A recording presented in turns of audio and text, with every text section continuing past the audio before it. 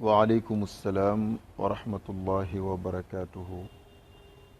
Seydi Ahmadou Touré jërëjëf ci laaj yu am solo yooyu mu fi yónni aju ci azaka muy azaka.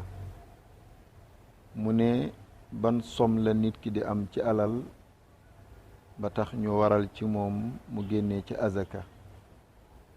beneen laaj bi mooy kii dafa leb alal boole ko ci capital bi muy liggéeyee.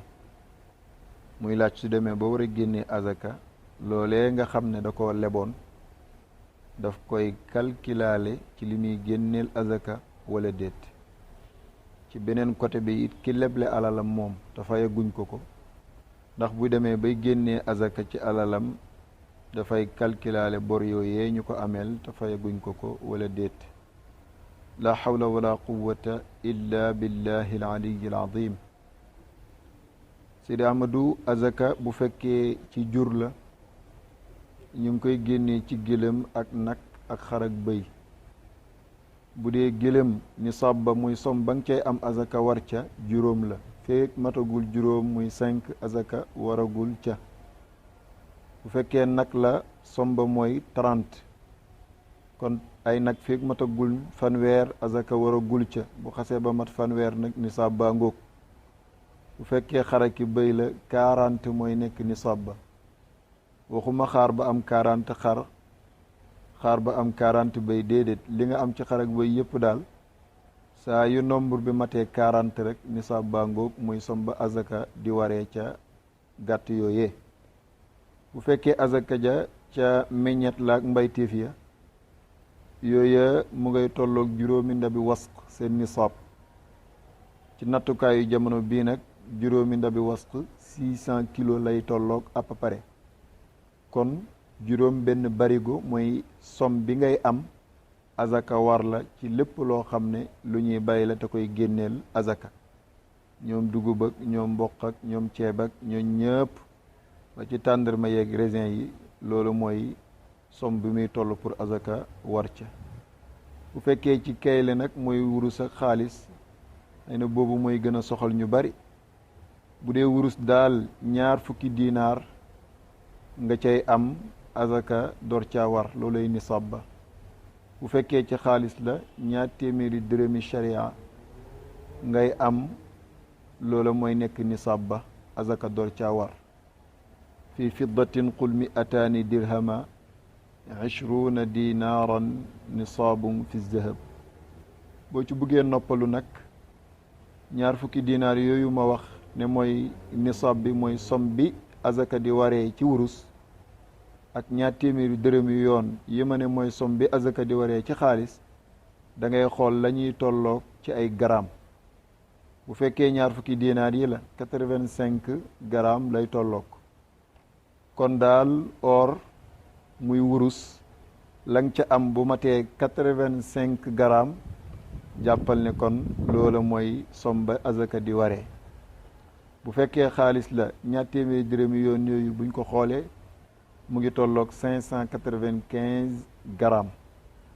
kon it gox boo mën di nekk boo buggee xam nisaab ba som ba ngay am ca xaalis azaka war ca da ngay xool 595 grammes ci xaalisu piir mooy argent piir bi 595 grammes bi lu mu tolloog ci xaalisu réew moomee. boo ko xoolee ci CFA nu mu toll nisaab baa ngoog. boo ko xoolee ci dollar nu mu tolloog nisaab baa ngoog. boo ko xoolee ci euro mbaa ci dalasi noonu. kam xaalis bi nag yéeg beeg wàcc bi dafa gaaw lool moo tax boroom xam-xam yi som bi muy som bi ngay am pour azaka war la ci xaalis buñ koy natt dañuy jël rek 20 dinaar yi kam boobu moo gën a fixé nga xam ne mooy 85 grammes yi. kon gox boo mën di nekk daal boo buggee xam som bi ngay am pour azaka war ci sa xaalis demal ci bijouterie bu la jege bu wóor nga laaj ko 85 grammes ci or pur lu mu tolloog ci xaalisu réew moomee. som bam la wax ne la noonu lay tolloog jamono boo mën di toll jàppal ne som boobu mooy nekk nisaab ba ca azaka maanaam som ba ngay am azaka war ca alal ja.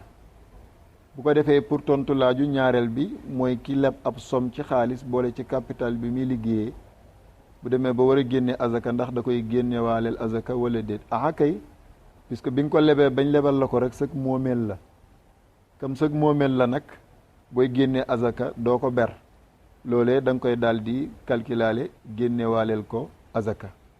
ci beneen côté bi mooy ki leble te fayaguñ ko ndax moom buy génne azaka da koy calculaale wala déedéet du ko calculaale xanaa mu nekk commerçant boo xam ne mudir la kuy def commerce bu ñu tuddee idaara mooy ñi ñuy tooñee ne bëgguñ xaalis bëgguñ marchandise maanaa xaalis bu taxaw ci seen loxo rek def ko marchandise la ñuy bëgg waaye marchandise mu taxaw seen loxo yi def ko xaalis la ñuy bëgg.